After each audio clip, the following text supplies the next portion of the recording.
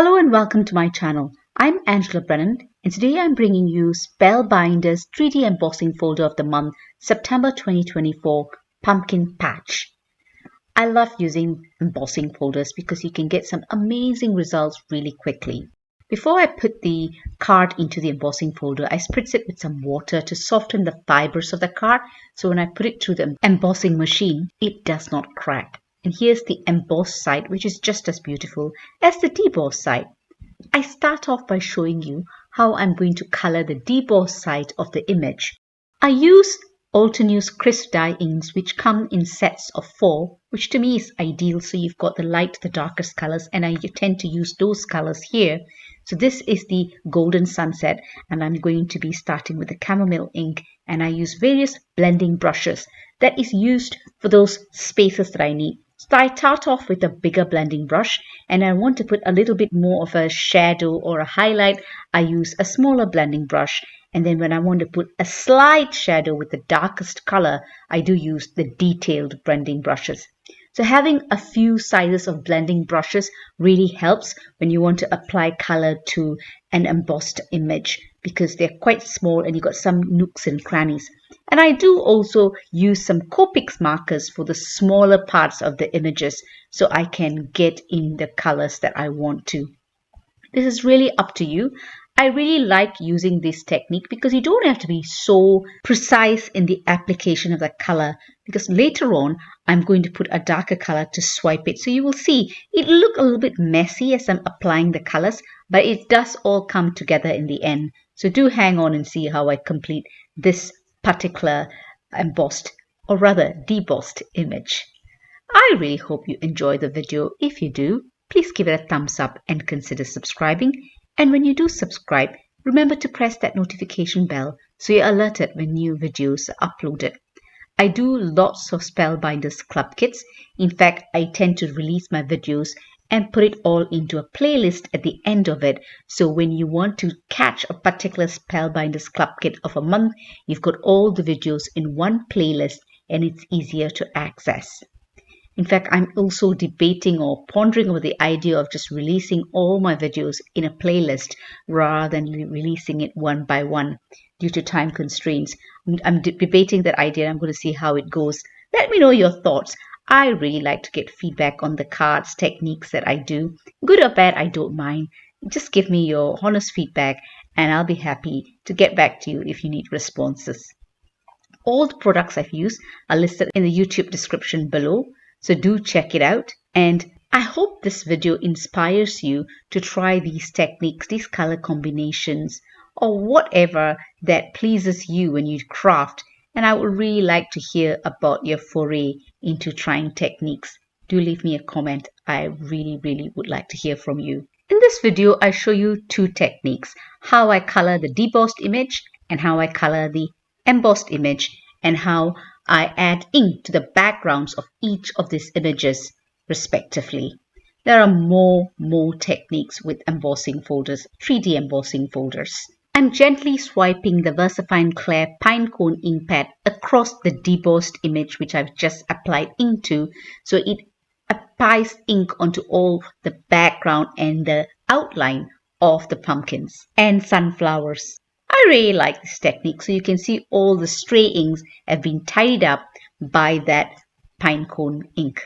I'm just putting it onto the card base with some double-sided adhesive tape, and I always emboss or deboss my cards slightly bigger than the card base, so it's easier to just cut off the excess and then you've got a flush image onto a card front. And this hello sentiment is from the clear stamp of the month. I really like how this card turned out. Let me know what you think of this technique. And I wasn't too happy with the little green inks that I applied, so I'm using my couple of Copic markers to just add some definition to the stalks or to the stems of the pumpkin. So for the smaller images, you can use markers. In fact, you can do the entire image with Copic markers or even watercolor. In fact, that's something I will try. Obviously, when you use watercolor, you will use watercolor paper. And if you're going to color the image with Copic markers, you're going to use Copic friendly paper. So whatever medium you use, just make sure you deboss the image with the appropriate card to get best results. For the next card here, I'm going to be applying ink onto the embossed image of that same embossing folder. Using my various blending brushes, I'm going to apply similar colors, in fact the same colors that I did with the debossed image, so you can see the difference between the two techniques using the same colors on the debossed as well as the embossed card panel. The difference here is how you apply the ink to the background of that image. So with the debossed, you just swiped the ink across the image, and with the embossed, you need to put it through the embossing folder and the embossing machine again, as you will see shortly. This time I didn't bother coloring the image of the stems with the detailed blending brush. I straight went with the Copic markers. Now I'm putting the panel back into the embossing folder. I'm trying to find the slot where it was embossed. And once I find it, I place the panel there. And on the other side of the embossing folder, the flat side, I'm going to swipe it with some VersaFine Clear Nocturne ink. This way, all the flat sides and the outlines will go onto the embossed inked panel and create a bit of a background as well as an outline. And there you go. And because I've taped it onto the embossing folder, I can go in for a second round to make sure that the background is nice and dark. So the difference between the embossed and the debossed is really how you apply ink to the background. So the debossed I use pine cone, and the embossed I use a black ink Nocturne. I like how both of them turned out. Here I've done another embossed panel, but when I put it through the embossing folder, the top part of it got a little bit smudged. So what I'm doing here is I'm cutting off part of the image. I'm keeping the good bit of the embossed and inked panel, and I'm going to do partial cutting. So I'm cutting the image partially, and I'm going to place that onto the embossing folder and emboss the rest of the card with a white card. You'll see what I mean. I could put it like this onto the card front, but I decide to put it through the embossing folder again. Find the spot where I can use a white card to get the rest of the card front and put it through the embossing machine. This way, I've got a top of the card that will be white and the bottom that would have been colored.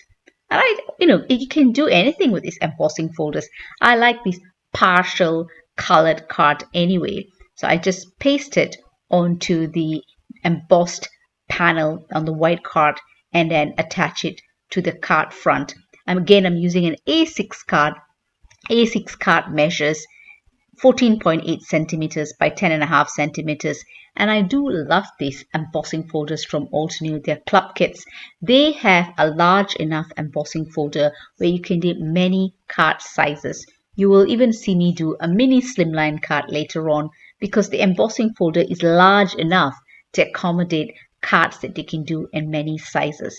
For the embossed panel, I attach a foam sheet behind it because it's easier to have it onto the card front and also give it some dimension and keep it nice and firm onto the card front because it's got lots of hollow bits at the back. So putting a foam sheet behind the embossed card panel is always a good idea. Again, I will just cut off the excess that sticks out outside the A6 card, and you got a nice flush embossed inked image or partially inked image on the card front. I will put some ink splatters using the Distress Ink Chipped Sapphire, just some light splatters just to keep the white of the embossed panel just a little bit more, add a little bit more interest. I cover up the colored bit because I don't want the splatters to go onto that, and I just use my brush and put some simple splatters onto the white embossed part of the panel. Again, I'm using my T ruler to keep my sentiments straight, and the sentiments are from the Clear Stamp and Die of the Month, September 2024, Autumn Wishes. I've used the same color, which is the VersaFine Clear Medieval Blue ink that I use for the background for the sentiments as well. Just bring it all together. I like the color combination here. I know you don't have blue pumpkins, but I like the autumnal colors that I've used here. I like it so much that I do it again, the same colors on a debossed card panel, but this time I'm aiming to do it for a mini slimline card. Applying my pine cone ink as I did before, you can see when you apply the ink to the background how it brings the whole image together. It just adds to that definition of all the colors you've applied. I'm scoring my A4 card at 3¼ inches to create a mini slimline card. This is how I tend to create my mini slimline cards. I don't buy them. I just create them from A4 cards and then I cut them out with my guillotine. Now, a mini slimline card that I tend to do is 3¼ inches by 6¼ inches, and I will have an envelope that is 3½ inches by 6½ inches that I've already got in my craft stash. Now this is much bigger, so I just apply some adhesive to the card front and then put it onto the back of the debossed card panel. Per usual, cut off the excess. Now because there's quite a bit excess, I do put that thick bit of the colored debossed image into the inside of the card so it's not wasted. And I do apply a die cut and a foiled sentiment sending birthday wishes. I've got all of this available in my sentiment stash, if you like. So I've got these foiled sentiments available. I really hope you've enjoyed the video. If you have, please give it a thumbs up and consider subscribing. And when you do subscribe, remember to press that notification bell so you're alerted when new videos are uploaded. Do check out my playlists that I will have for each month's Spellbinder Club Kits so you can see how I use all of the Spellbinders Club Kits together because they are so beautifully released by theme, and that makes it all the more fun to use the Club Kits together. And that's why I also store my Spellbinder Club Kits by month because they come in a theme. Unless, of course, they're sentiment heavy, I do store them near my craft space so it's easier to reach out to them. Here are close-up pictures of all the cards I've created, debossed and embossed images.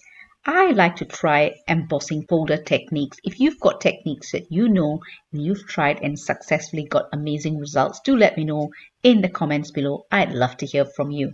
Happy crafting, especially when you get these Spellbinders Club Kits, and I'll catch you at my next video. Take care.